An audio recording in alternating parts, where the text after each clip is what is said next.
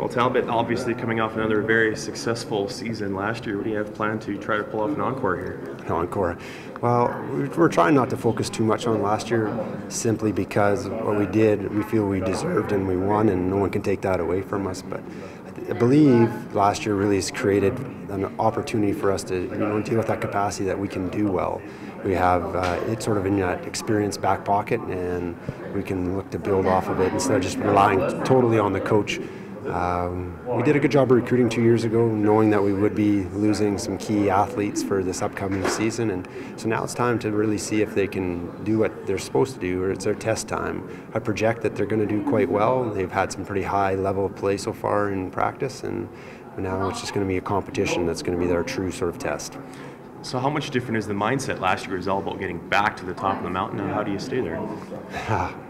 Well, I think, again, similar idea of we established a good mindset, I thought, at Christmas time, and we implemented a few new ideas and concepts, and now we've had at least that half year, and now we'll get a full year to sort of put those to the test, and if they worked in a short time period, I really hope that they're going to pay off long-term dividends and allow us to develop to that high-end capacity. I know we're going to be close, and whether or not we can be that next level of close.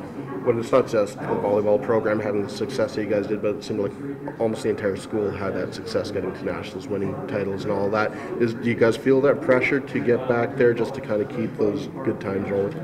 I wouldn't say there's a pressure to it. We talk about it every day, about this is an excellent program that's built on eliteness, and we try to do our very best to succeed, and whether that's in the classroom or outside of the classroom and on or off the playing fields or courts. So there's not really any pressure from that standpoint. I think it's more of a culture that we've created, and that culture is just building around teammates and instead of being like co-workers, and that's where we're right now. We're in that early phase of just trying to build teammates.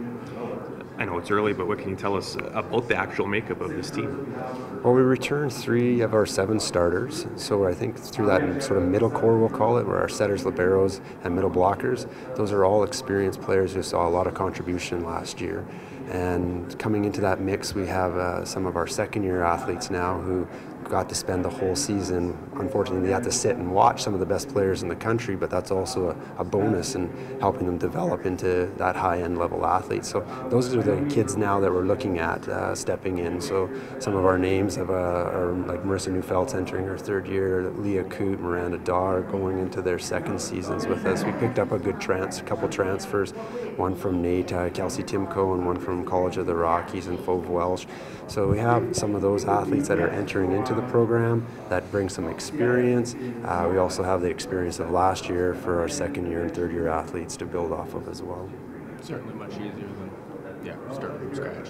Oh, most definitely. And having that championship and that mentality, it already speeds us up. We're ahead of where we were the previous couple of seasons, simply because we know what it takes and how consistent we have to be on a daily basis in order to be successful.